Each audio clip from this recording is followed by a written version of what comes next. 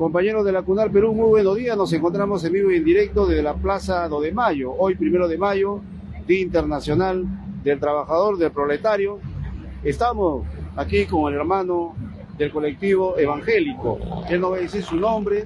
Vamos a hacer una recapitulación de todo lo que ha sucedido aquí en estos meses, desde el 7 de diciembre del año 2022 a abril, prácticamente mayo, para que nos hable todo el trabajo que vienen haciendo ellos como evangélicos. Siempre hay un cuestionamiento, ¿no?, al movimiento evangélico, también al cristianismo, que jugaron un rol también un poco negativo cuando prestaron sus instalaciones para que se apostaran ahí francotiradores, como en el caso de Ayacucho y otros lugares más del sur, y hay todavía ese recuerdo. Hermano, muy buenos días, su nombre y cuál es el trabajo que vienen ustedes realizando aquí en crisis política en el Perú.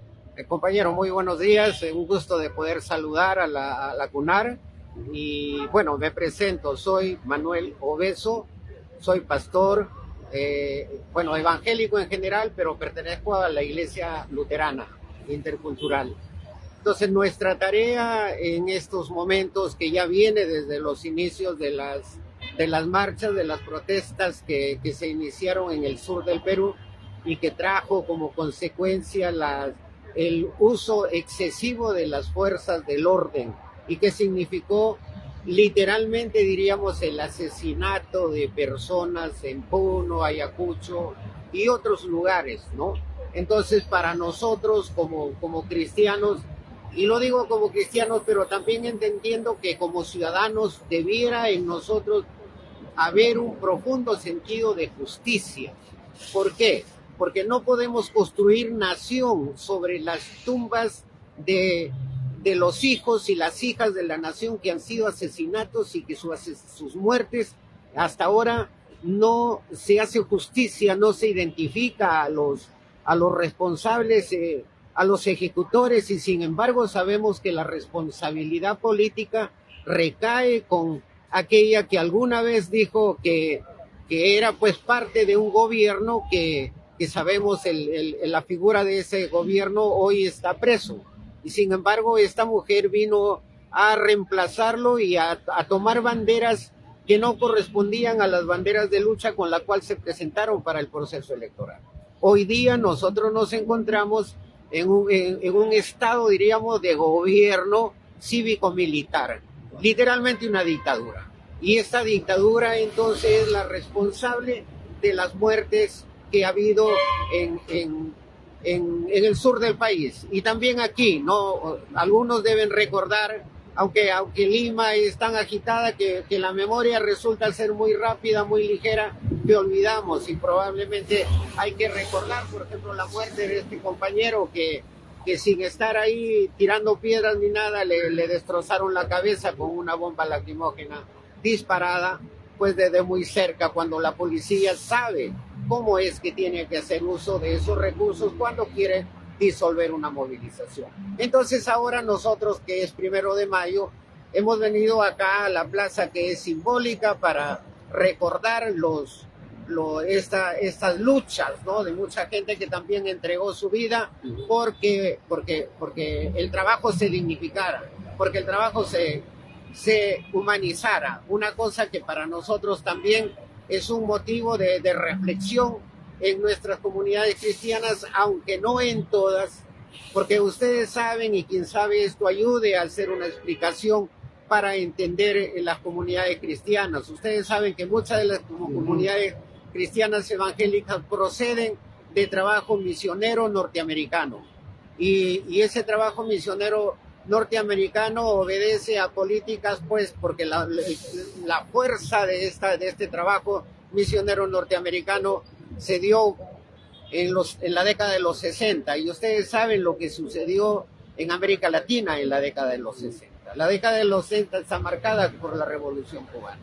Entonces, hermano, esta plaza es histórica, 1 de mayo, Día de los Trabajadores, pero también este gobierno cívico-militar tomó la plaza, lo militarizó, sacó los tanques de la Marina, salió la policía, la DINOES, no se podía cruzar. Quien cruzaba o se atrevía a querer ingresar era capturado, detenido, lo golpeaban, le metían balas, le rompían la cabeza, ¿no? Y como usted dice, el caso, por último, lo asesinaban, como en el caso del compañero que fue asesinado aquí en la ciudad de Lima. ¿Cómo ve usted esta plaza y cómo lo maneja este gobierno cívico-militar cuestionado internacionalmente por la ONU? Ustedes saben que toda plaza y toda calle es espacio público, y el espacio público es para los ciudadanos, y para que los ciudadanos pues no solamente puedan transitar, sino puedan expresarse.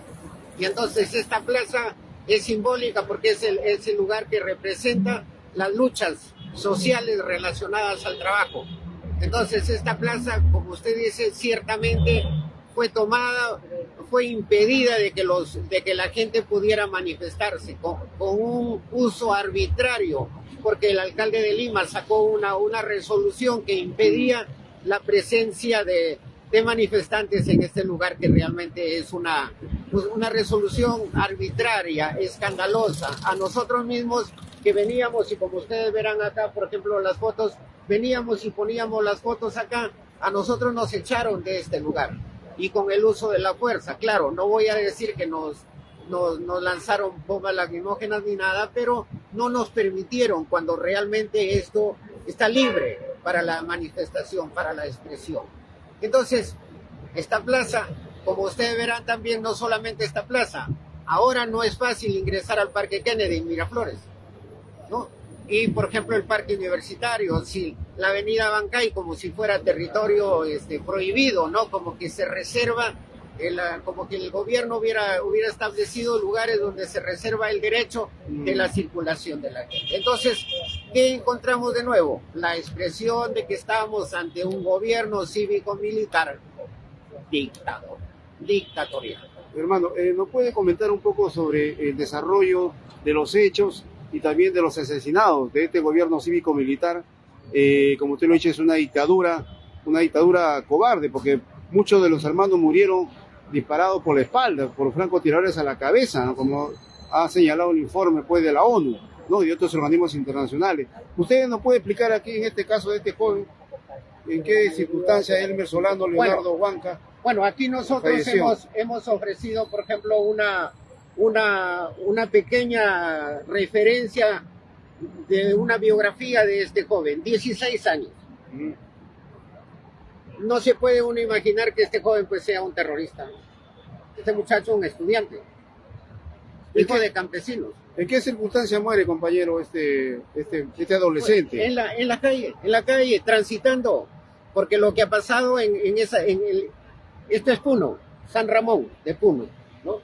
Escolar, ¿qué dice? Por culminar estudios de secundaria, su pasión era el fútbol, eso era. Un muchacho que ni siquiera estaba en una manifestación.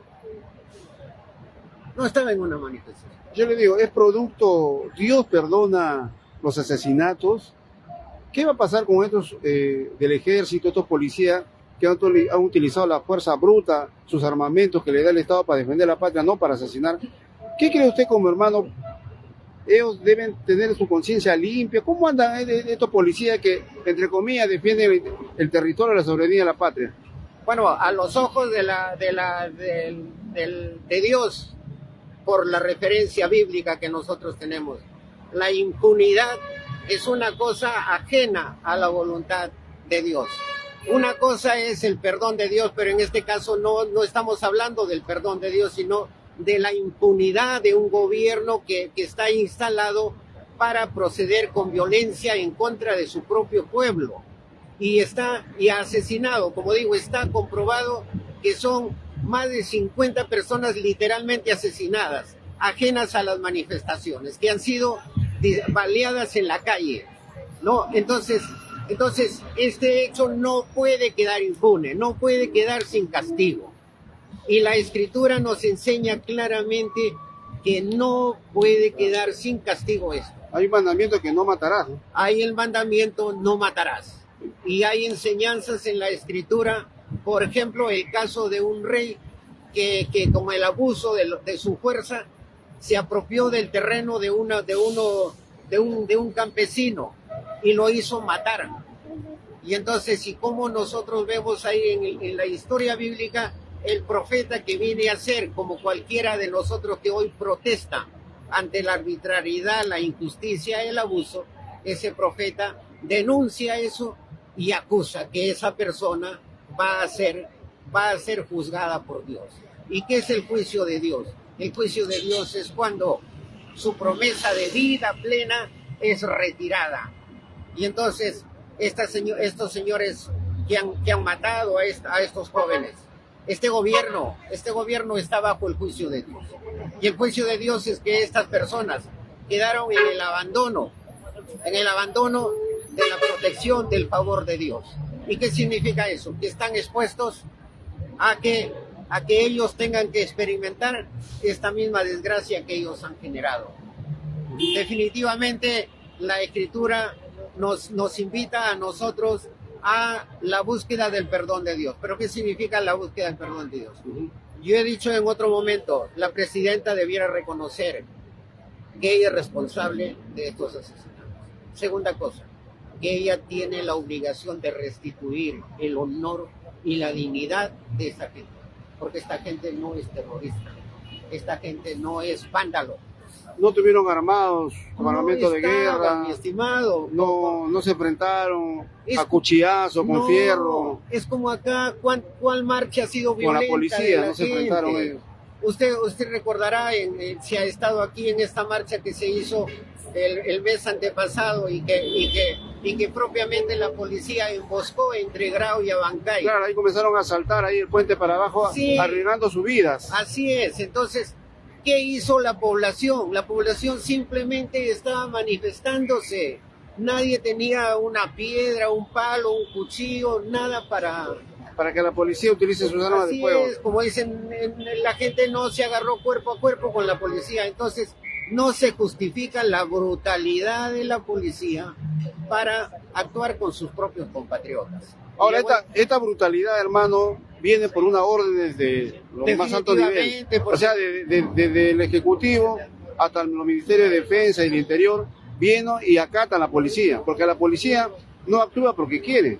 Los planes operativos son coordinados con el Ejecutivo. Definitivamente. Porque el ministro Toro lo ha manifestado que no tenía conocimiento de lo operativo de la policía y del ejército. No tenía conocimiento de nada. Cuando le hace la pregunta a la Fiscalía sobre la muerte de los hermanos del sur. Eso es imposible. ¿Quién dio la orden? Y si le preguntan a Dina, ella dice, no sé qué quiere esta gente. Totalmente una insensibilidad, ¿no? Una falta de empatía con su pueblo. Y ojo, que no voy a usar la palabra de una manera despectiva, ¿no? Ojo, que esa mujer es serrana, pero qué poca empatía con su gente. Es tremendamente doloroso ver eso, como un serrano, un selvático que viene acá a Lima y se transforma y se convierte en un enemigo del resto del país. Y Lopera manifestó en un medio nacional que ella Puno no era el Perú. Sí, o sea, lo desconoció a los puneños. Eso es lamentable, ¿no? Y entonces, y ahora ustedes deben saber, ¿no? El Puno está militarizado, territorio sitiado. ¿Y por qué? Entonces ahí a uno lo invita a pensar que todas estas muertes, todo esto, estuvo programado, estuvo planificado. Pero ahora se ha puesto poderoso la ultraderecha. El fujimorismo, los partidos de derecha tan fuertes, tan poderosos. El mismo gobierno también, bajo los 70 cadáveres que ha habido y más de 1000 heridos, está poderoso porque se sienten los dueños, los señores, de utilizar la fuerza bruta, el poder de fuego del Estado. O sea, el Estado les da a ellos, entre comillas, la decisión para matar. Bueno, o sea, este es un gobierno del crimen, este es un gobierno del terror, del miedo. Pero no, correctamente, es un gobierno del terror y del miedo, pero no está poderoso, pues, porque es un gobierno con pies de barro. En la Biblia hay la figura de un gobernante, de un imperio todopoderoso que tiene brazos de hierro, que tiene piernas de hierro, pero sus pies son de barro. Y eso es lo que es este gobierno hoy. Sus pies son de barro. ¿Por qué?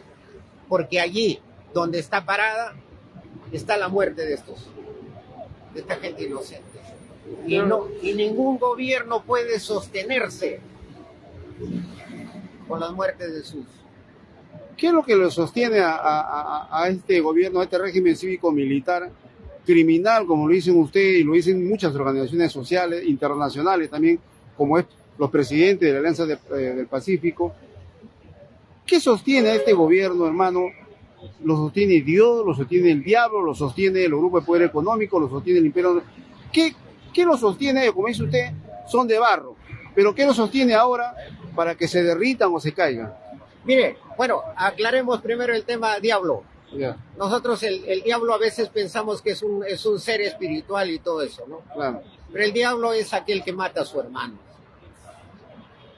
Y por eso es que Jesús en alguna ocasión le dijo a su gente, ustedes son de vuestro padre el diablo, porque su padre es homicida y mentiroso desde el principio. ¿Quién es el homicida desde el principio? Caín, el que mató a Abel, mató a su hermano. Entonces, uno puede decir que este gobierno es diabólico. ¿Por qué? Porque está matando a los suyos. Ahora, usted me pregunta, ¿cómo se sostiene esto? Nosotros, mi estimado, no hemos dejado de ser una colonia norteamericana. Yo recuerdo en mi juventud que siempre cuando salía elegido un presidente, lo primero que hacía era viajar a los Estados Unidos como para reportarse, ¿no? ¿No? Iba a dar su examen a los Estados Unidos. Para dar su examen, a reportarse, ¿no? Entonces ahora ya no lo hacen y sin embargo aquí tenemos nosotros una embajada que realmente el gobierno viene a ser una especie de una oficina de esa embajada. Sabemos todo lo que ha sucedido previo a la caída de Castillo y todas esas cosas, el movimiento de la embajadora norteamericana estuvo ahí en el palacio. Estuvo en todos estos movimientos. Entonces eso es un indicador que realmente este gobierno está donde está, se sostiene a pesar de que con estas cosas no se puede sostener un gobierno. Pero al parecer si los Estados Unidos, la embajada norteamericana sostiene este gobierno, pero no es fácil para este gobierno también gobernar, porque si bien es cierto, tiene más de 70 muertos, miles de heridos, el pueblo tampoco ya no quiere a este Congreso, ya no quiere a esta presidenta espuria, que ha sido elegida ilegalmente, no puede gobernar el país. Donde va, los congresistas de la derecha los insultan, también esta señora Dina Boluarte se va por el norte, dice que no hay plata, pero sí hay plata para comprar bombas lacrimógenas, balas, ¿no? ¿Cómo va a terminar la señora Dina Boluarte? En la cárcel. En la cárcel va a terminar la señora Dina. Y Otárola también va a terminar en la cárcel, juntamente con todos aquellos que han ejecutado las muertes de esto. Ella no va a poder escapar. Ya tenemos nosotros el antecedente de Fujimori, que parecía imposible que él terminara en la cárcel. Ahora está en la cárcel. Aunque sea una cárcel dorada, pero él va a terminar en la cárcel. Y Dina Boluarte va a terminar en la cárcel. Ahora se habla, hermano, de mucho de la derecha, los periodistas que son tildados como mercenarios, mermeleros de la televisión de señal abierta, que no hay libertad de prensa en ellos, sino hay libertad de empresa para ellos. Ellos hablan de que en Venezuela hay dictadura, que en Venezuela hay un matón que para asesinando a su pueblo, que no se puede expresar libremente. Ahora, la pregunta que le hago, aquí en el Perú, la gente se puede expresar libremente en la Plaza San Martín de Mayo. No. Aquí en el Perú, la gente puede salir a protestar. Aquí en el Perú, todos los que marchan no son asesinados. Más bien el Estado los llama, conversa, se sienta a conversar con la señora Boluarte, con Otero, ¿no? Así es. O sea, vivimos una plena democracia con respeto a los derechos humanos en el Perú. No, definitivamente nosotros no. Mire, los derechos civiles, si se quiere, cuando pensamos nosotros en el trabajo, ni siquiera eso se reconoce. ¿Y qué vamos a decir? Por ejemplo, el derecho a la vida, el derecho a la satisfacción de las necesidades básicas. Nosotros tenemos cerca del 70% de la población nacional en trabajos informales. 75. No, casi ya llegamos al 80%. Sí. Ahora se está hablando de que tenemos más del 30% de población en la pobreza. 37%. Ya, por eso ya estamos cerca del 40%. Imagínense esta situación. Entonces, ¿qué encontramos nosotros aquí? Encontramos nosotros un gobierno corrupto por donde lo veas. Y nosotros vemos una economía que camina independientemente. Pero ni siquiera es capitalismo, ¿no? Es un capitalismo formal, un capitalismo que genere riqueza. O sea, este es un sistema que no se conoce, no se sabemos qué cosa es este sistema. Bueno, Dice la mano invisible mueve todo. Pero es que este es el famoso sistema dentro del capitalismo que se conoce como neoliberalismo. El neoliberalismo lo que hace es reducir al Estado a un papel policial, represor. Y lo único que el Estado tiene que hacer es garantizar los contratos con las grandes empresas para seguir explotando, para seguir... Ahora, hablando de contratos también, los puneños y muchos pueblos también se han dado cuenta de que más de 200 años ha habido saqueo, han prácticamente contaminado sus tierras, han arrasado, ¿no? sus montañas, y ahora ellos quieren administrar, o sea, los puneños quieren administrar su litio, los cusqueños su gas, en el norte del país también, en Cajamarca, en el norte también quieren administrar. Y el problema para las grandes empresas es que no pueden ahorita sacar todos los minerales, porque el pueblo se da cuenta, bueno, en Lima vienen, los atacan, los golpean, los asesinan, pero en sus regiones no van a poder hacer eso, porque ya lo está demostrando Puno, ¿no? Claro. Puno se ha puesto fuerte, aunque está militarizado, pero ahí ya el Estado se ha dado cuenta que los puneños han cambiado. Parece mentira, el año 22 se inicia una historia más para el país con grandes cambios, pero cambios primeramente en la mentalidad. ¿Qué piensa usted sobre estos cambios de la mentalidad en el Perú? De que ya no se van a dejar ya sorprender, engañar con falsas promesas. Ya. ¿Qué piensa usted sobre este salto que ha habido de concientización? Por un lado, a mí me parece fantástico que la conciencia de nación esté, por ejemplo, en el sur, esté en otros lugares al interior del país, pero no hay conciencia en Lima. En Lima hay una total falta de empatía en el resto del país. Y eso que Lima vive del resto del país. Entonces, esa es una cosa que nosotros tenemos que valorar de los puneños. Los puneños son los que nos han traído un poquito, no el alboroto a Lima, sino la invitación a reflexionar sobre lo que están haciendo los políticos con nuestras riquezas. Nuestras riquezas en algún momento se van a agotar. Sí, pues. Ya, mire, le doy un ejemplo. Morococha. Claro. ¿Qué es Morococha hoy? Ahí había una hermosa laguna.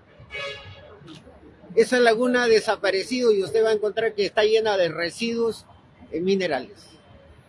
Eso es lo que nos deja este modelo económico, como digo, este modelo económico neoliberal que ha reducido al Estado a su condición de un Estado policial que garantiza los contratos. ¿Qué necesitamos hacer? Hacer ajustes con esta Constitución, específicamente en el modelo económico. Hermano, una pregunta, ¿por qué ustedes como evangélicos toman esa posición y apoyan al pueblo en movimiento, se acercan más a la gente que sufre los abusos, los maltratos y en este caso estos asesinatos que han sucedido aquí en el país? ¿Qué es lo que lo lleva a ustedes ser dentro de este movimiento mundial del evangelio, el cristianismo? Hay varias religiones, ¿no? El islamismo, está el judaísmo, está pues lo de la India, ¿no? Su religión más antigua. ¿Qué lo lleva a ustedes como hermanos creyentes en Dios a meterse a estos temas?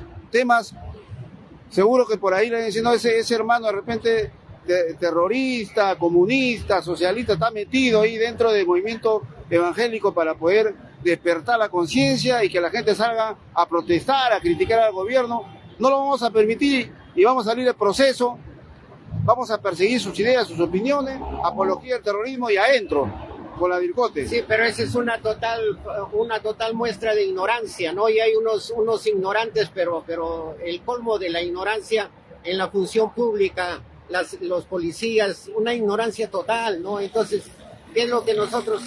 Primera cosa, nuestra responsabilidad ciudadana. Nuestra responsabilidad ciudadana que es reforzada por el asunto de nuestra vocación religiosa. Responsabilidad ciudadana, vocación religiosa para nosotros está junto. ¿Por qué? Porque, mi estimado, cuando usted piensa, por ejemplo, en estos pensamientos que ordenan la vida de la sociedad que se conoce como el liberalismo, esta otra corriente de pensamiento político que se conoce como socialismo, curiosamente la matriz de todo eso es el cristianismo. Entonces, nosotros como cristianos tenemos que ser críticos de esos pensamientos, porque no todos los pensamientos son buenos ni todos los pensamientos son malos. Cuando se hacen ideologías y todo eso, hay que ser críticos de las ideologías. Para nosotros, por ejemplo, si hay algo valioso de un liberal hoy día, pues ese liberal tendría que generar riqueza. Pero claro, hoy lo que hace simplemente como neoliberal es aprovecharse por medio de la corrupción. La acumulación de pocas manos de la riqueza. Sí, por eso el neoliberalismo conduce a eso, a la acumulación de pocas manos y a una total insensibilidad sobre el futuro del país. El socialismo tiene su acento en el asunto de la justicia social. Pero el socialismo tiene raíz cristiana. Mucha gente dice el socialismo son hasta ateos. Los comunistas han sido judíos, algunos. Bueno. Claro, también digo, ¿no? Hay judíos. Los papás de Carlos Mar, también el papá de la familia eran. Bueno, por ejemplo, Carlos Mar era un judío y además un judío luterano, o sea, un judío protestante, ¿no? Entonces, él y todo su trabajo que él hizo fue toda una reflexión y un análisis de lo que significa el estudio del capitalismo, los medios de producción, comenzó a estudiar. Claro. Y por ese estudio del capitalismo, de los medios de producción, a Mar, sus libros se quemaban, no permitían que los muchachos lean. Así es. O sea, esta es una dictadura mundial, hermano. Así es una dictadura mundial y a partir de la mentira. Porque los medios de comunicación ya no informan, ya no orientan, no les importa la verdad. Es la mentira. Por ejemplo, mucha gente critica a Marx. Uno escucha en la calle, pero pregúntele usted si ha leído una línea siquiera del pensamiento de Marx. No la ha leído. No la ha leído. Entonces, ¿de qué hablan? Y entonces nosotros como cristianos y como ciudadanos estamos en la obligación moral de no guardar silencio. De no guardar silencio y tampoco dejarnos llevar por los discursos de mentira que ahora prevalecen en los medios. Bueno, seguimos nosotros aquí en la Plaza 2 de Mayo con el hermano de este colectivo de evangélicos que están haciendo una labor muy importante aquí en la capital, dando a conocer y refrescando la memoria a todos los transeúntes que vienen aquí en este día, 1 de mayo, Día Internacional del Trabajo. Hermano, pero tenemos de ahí fotos que ustedes han trabajado muy importantes, ¿no? O sea, le han hecho un trabajo muy fino, aquí en este caso, para poder... Fíjese, nosotros lo que hemos hecho es recoger de las instituciones que ya tenían esto, recoger y trabajar las fotos, porque para nosotros era importante que se visibilice. Este chico, ¿cuántos años tiene? 16 años. ¿No? 16 años. Entonces, es importante que nosotros, y por aquí debe haber un chico de 15 años. Hay una niña ahí de 17 años. Acá, ¿no? Acá está, 17 años. También fue una niña, estudiante de sociología. Hay un chico de 15 años. Aquí está. Chico de 15 años, Ayacuchano. Baleado. 15 años. Entonces, hermano, podríamos decir que nos están gobernando seres humanos, nos están gobernando gente de bien. ¿Quién nos están gobernando? Porque, ¿verdad? Nosotros como periodistas, como ciudadanos, vemos pues tanta desgracia, o sea, sufre el pueblo peruano, pero también del lado del régimen cívico-militar. ¿Por qué utilizan esta situación siempre la dictadura utiliza la tortura, los asesinatos, las desapariciones extrajudiciales, los llevan, los queman, los desaparecen? ¿Por qué se da, hermano, tanto es el odio del hombre por el hombre? Tanto el hombre odia a su propia raza, a su propia imagen, porque Dios creó al hombre a imagen y semejanza. ¿Por qué el hombre tiene que destruir a su propio prójimo? Mire, el Perú es uno de los países que está en el registro estadístico que adolece de una enfermedad muy seria y que está relacionada con la mente. Y entonces, alguna vez alguien me preguntó algo parecido a lo que usted dice. Y lo que yo digo es que aquellos que hacen esto son psicópatas, son sociópatas, con una total incapacidad para ser empático con sus semejantes, criminales. Pero son personas... O sea, podríamos decir que tienen, de repente, hubo el presidente Petro de Colombia, cuando salió la policía a desfilar por las calles de Lima, por el Paseo de los Héroes, lo calificó de policía nazi, porque salían a marchar así, en esos tiempos nos recordaba, antes de la Segunda Guerra Mundial con Adolfo Hitler. Se podía utilizar porque que había muchos psicópatas ahí en ese régimen que comenzaron a matar a miles de judíos. Al diario se mataban 10.000. Y el problema para ellos era cómo enterrarlos. O sea, hay psicópatas entonces aquí en el Perú. Y sociópatas, que son personas incapaces de tener empatía con sus semejantes. ¿Podríamos decir que algunos del Ejecutivo son psicópatas? Sí, el Congreso está lleno de psicópatas y sociópatas. Y seguramente si en serio alguna vez se hiciera una evaluación psicológica de todos los congresistas, usted descubriría la gravedad de la salud mental de nuestros políticos, de aquellos que tienen en sus manos el poder. O sea, ¿se podría decir que este gobierno cívico-militar de los psicópatas? De los psicópatas. O sea, usted lo afirma que es de los psicópatas. Lo afirmo, son psicópatas, porque otra explicación no hay. Porque para que en este gobierno se asesinen a niños, adolescentes de 15, 16 años, 17, y no pasó nada. Y no pasó nada, y muy alegremente, miren, y la total insensibilidad que tienen ellos para mentir. Eso solamente lo hace un sociópata, un psicópata, que en su cara le está diciendo, como Dina, que salió a decir, ¿qué cosa? No, que por ahí con esos son con balas artesanales que han hecho y han muerto. Mire usted la total, ya uno no diría falta de vergüenza, ¿no? Sino la total pérdida de sensibilidad moral. Igual también con el policía, que también le echaron la culpa a los pundeños que lo habían quemado en la policía, descubrieron que no era así. Bueno, seguimos conversando acá con el hermano del colectivo evangélico que se han sumado a esta protesta. Bueno, ahí está la foto del policía que fue asesinado. Aquí lo tenemos, porque nosotros somos gente que no estamos en esta cuestión de aquellos enfermos mentales que piensan que nosotros odiamos a la policía, la rechazamos. Hemos intentado, por ejemplo, conversar con los policías y hemos encontrado policías que realmente son razonables. O sea, todos no son, se les podría calificar de criminales, asesinos. Todos no son, pero sabe usted debe conocer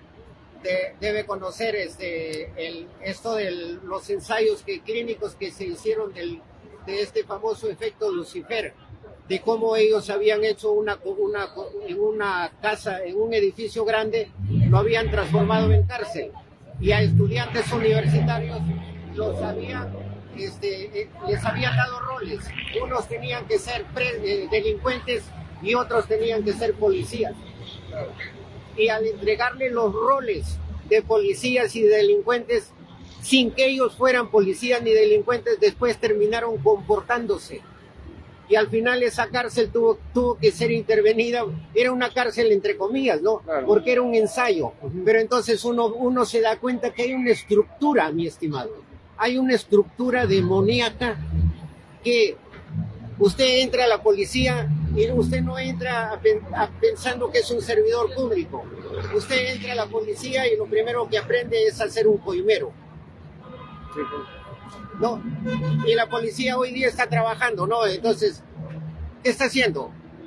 Y sabe usted, el caldo de cultivo de toda esta cosa son los 74% de informales en el Perú.